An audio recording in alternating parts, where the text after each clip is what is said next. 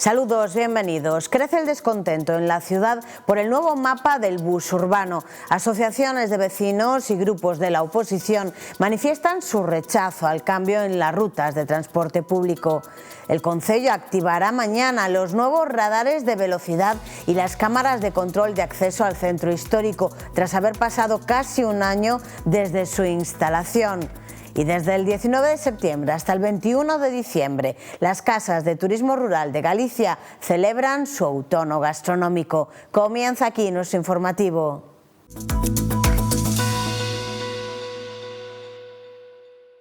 Jácome mantiene el cambio de líneas pese al descontento general. Mañana martes empezarán a utilizarse las nuevas rutas, entre continuos llamamientos a replantear el tema. El Concello de Ourense mantiene para mañana martes, día 16, un cambio completo de las rutas de transporte público de Ourense, pese a la oposición tanto de las fuerzas políticas del consistorio como de las asociaciones vecinales, que celebraban asambleas en los últimos días donde expresaron su descontento e incluso adelantaron que preparan concentraciones para forzar una rectificación. El mapa definitivo de rutas y horarios no se dio a conocer finalmente hasta el pasado viernes 12 de septiembre, tras la celebración de una junta de portavoces donde la oposición había pedido aplazar el cambio para intentar alcanzar un consenso. Una petición que fue desoída, por lo tanto, Ourense pasará de las actuales 33 líneas de autobús a 16, con frecuencias previstas de entre 30 y 90 minutos. Durante la primera semana de funcionamiento, entre el 16 y el 22 de septiembre, el transporte público será gratuito, una medida que tendrá continuidad en enero tras modificar una ordenanza fiscal con el acuerdo de todas las fuerzas políticas. Desde que propusiera por primera vez el cambio, el regidor ha alterado oficialmente al menos hasta 3 veces el nuevo mapa de rutas. O Grupo Municipal Socialista precisamente insiste en que o alcalde escoite as demandas da cidadanía respecto a eses cambios nas liñas de transporte urbano e lembran que xa propuxeron a gratuidade do bus hai 2 anos. Con respecto ao cambio das liñas do autobús urbano, as e os socialistas sinalan o caos que se pode producir pola falta de información das últimas semanas e o declive do servizo público de transporte no que atinxe os estudantes do campus universitario da UNED e dos diferentes centros formativos, así como dos barrios do rural. Ourense ten unha universidade, a Universidade de Vigo, que está situada, eu creo que de todo Galicia é a que mellor situada está. Paradoxicamente, creo que é a única de toda Galicia que non ten unha liña dedicada de bus.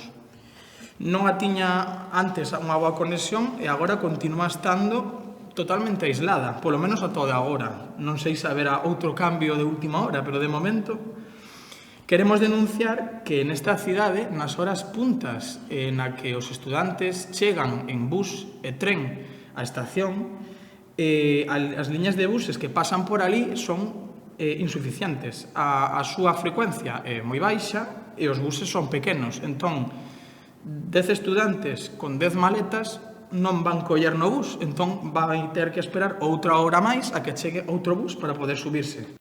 Denuncian especialmente ese abandono dos barrios periféricos. Non podemos permitir tampouco que se reduzan e recurten servizos no noso perímetro rural como está a pasar, porque resta tamén oportunidades a que moita xente nova construa o seu proxecto de vida ali.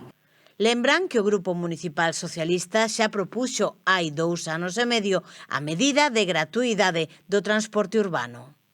Los 7 radares fijos se encienden mañana martes. El gobierno municipal no ha confirmado si las sanciones serán inmediatas o habrá un periodo de gracia.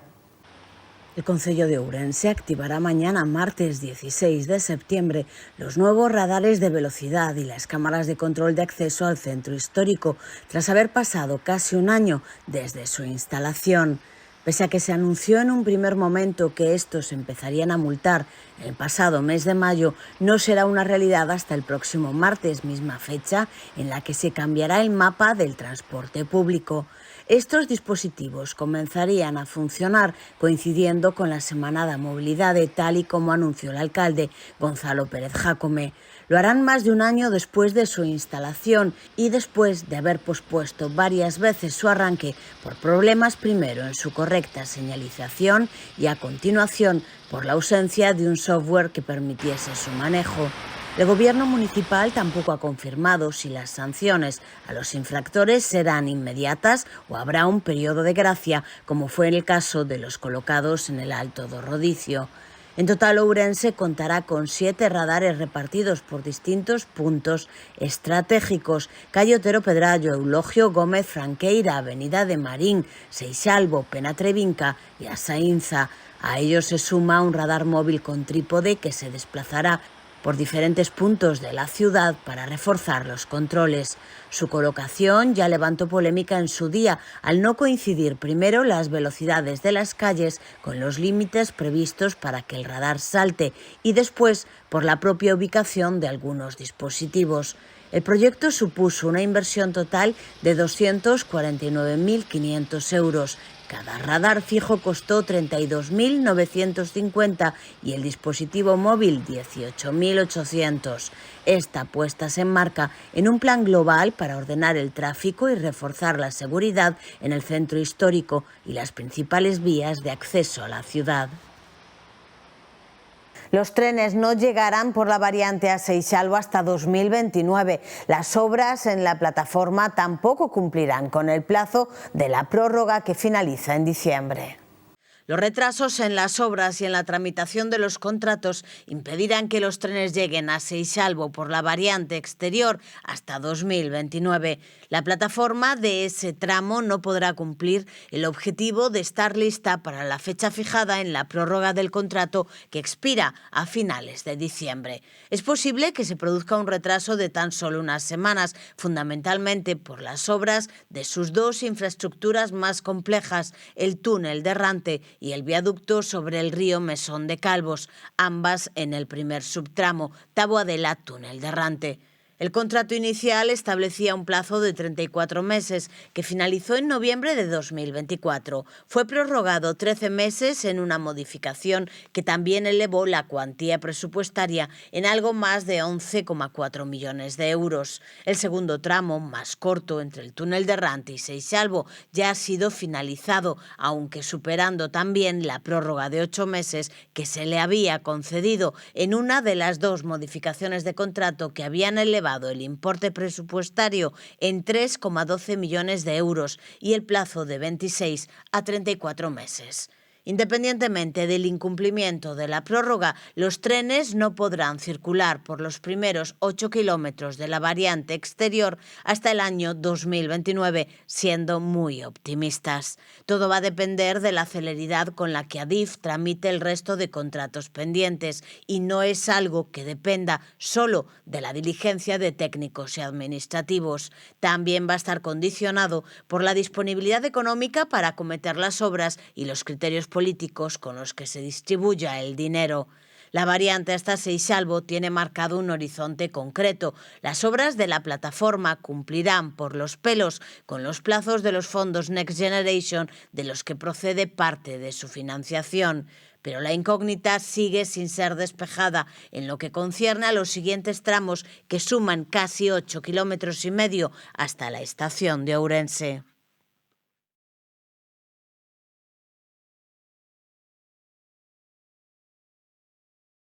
O director de Turismo de Galicia, Xosé Merelles, presentou esta mañá en Monterrey o produto turístico Outono Gastronómico.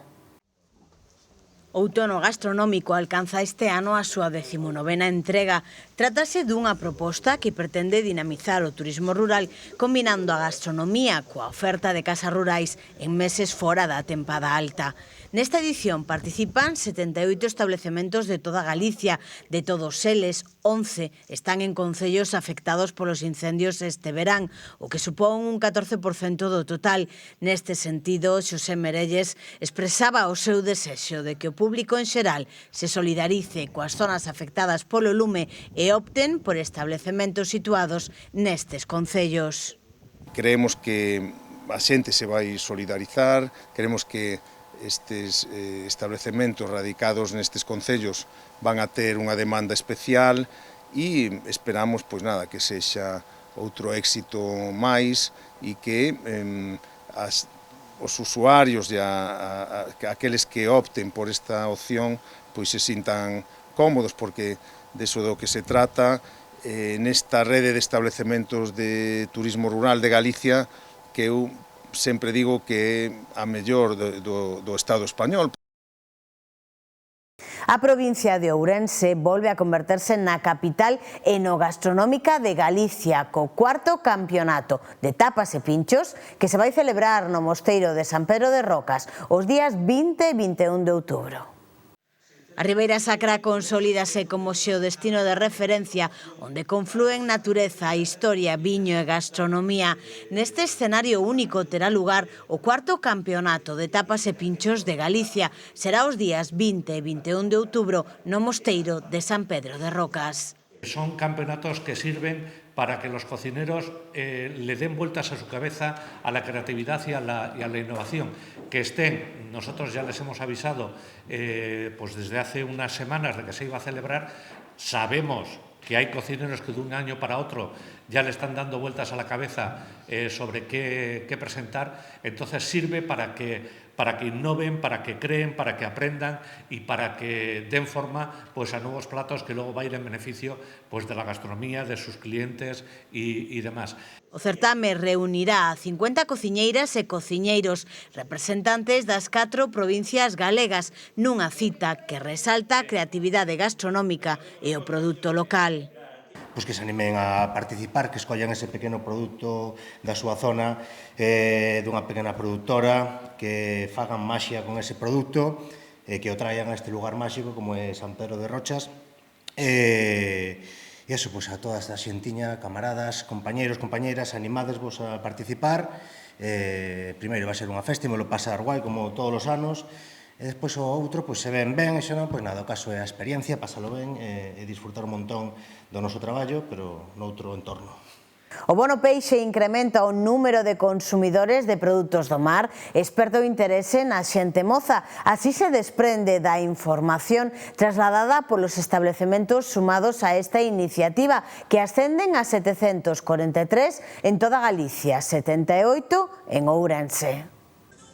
O bono peixe impulsado pola Xunta de Galicia a través da Consellería do Mar co fin de incentivar a promoción e o consumo dos produtos marítimo-pesqueiros frescos acada o seu ecuador, rexistrando un aumento de consumidores e espertando interese na xente moza. Así se desprende da información proporcionada polos establecementos adheridos, o que permite ao Goberno galego cumprir os obxectivos para a súa posta en marcha o pasado 28 de xullo. Na actualidade son 200.700 descargas as realizadas, das que 18.500 corresponden á provincia de Ourense. Das 743 peixerías ás que se sumaron a esta medida, 78 son ourensás. A iniciativa aínda está vixente, polo que tanto os usuarios poden seguir descargando os bonos como aos establecementos sumarse a esta proposta que lles permite aos consumidores acceder a descontos do 25% nas súas compras até un máximo de 5 euros semanais. No caso de non gastar todo o saldo, este poderá acumularse nas sucesivas semanas ata un máximo de 25 euros. Ademais do aforro económico na cidadanía e de impulsar o consumo de peixe e marisco galegos, esta medida pretende apostar polo comercio local e de proximidade, así como pola cadea Mar Industria, demostrando que Galicia está a vanguarda no eido tecnolóxico e da sostibilidade. O vindeiro 17 de setembro o campus acollerá unha xornada de fomento do emprendemento entre o alumnado universitario. A Escola Superior de Enxeñería Informática acollerá a celebración da xornada Emprendendo no Campus. Nela, os membros da comunidade universitaria e persoas interesadas terán a oportunidade de coñecer de primeira man os proxectos de estudantado que xa deron o paso de emprender e que en diversos concursos e convocatorias deste eido lograron destacar. A actividade vaise realizar no marco das actividades do Campus Auga, o proxecto de especialización do Campus de Ourense, acreditado e financiado pola Consellería de Educación, Ciencia, Universidades e Formación Profesional da Xunta. O programa arrancará coa presentación do proxecto do alumnado da UVigo, David Rodríguez, Sara Somoza e David Fernández, Turiste, unha aplicación de fomento do turismo inclusivo e accesible que acadou o segundo premio no certame Inspiro 2025. O remate das presentacións celebrarase unha mesa redonda aberta e falarase de formación en emprendemento.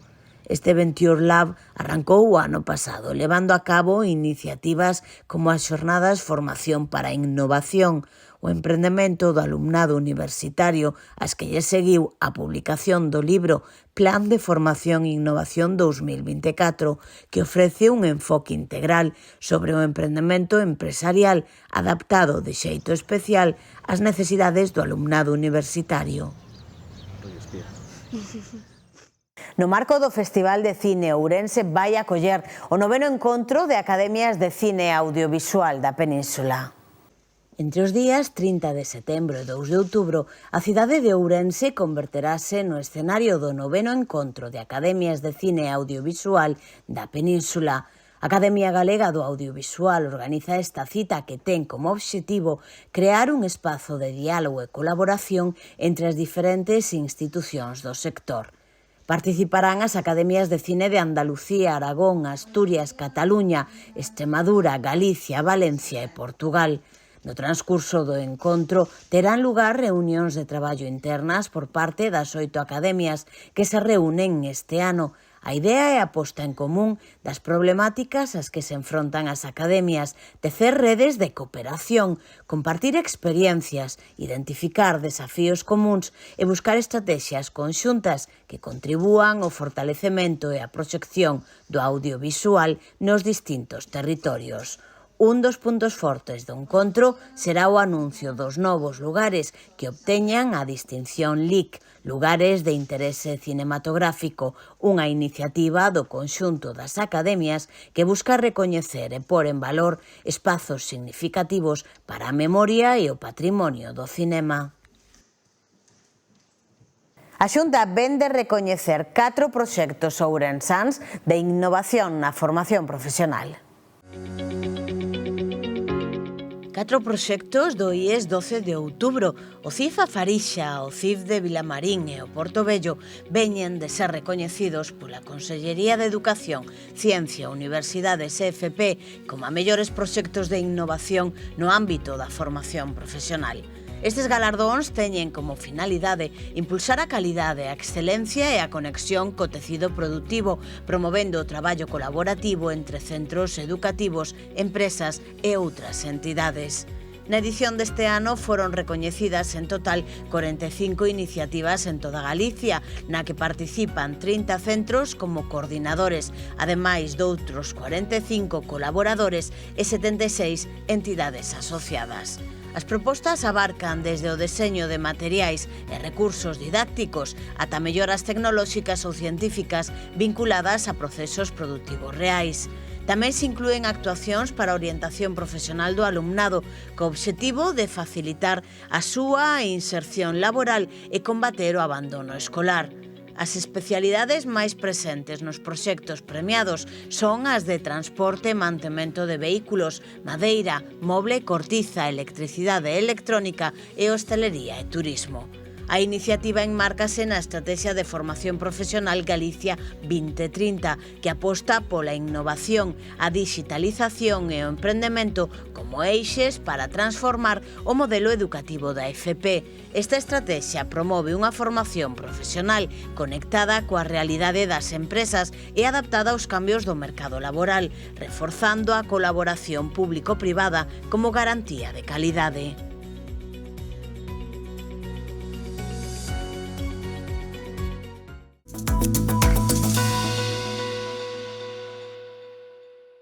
Y hasta aquí nuestro informativo diario. Nos vamos, volvemos mañana con más noticias ourense.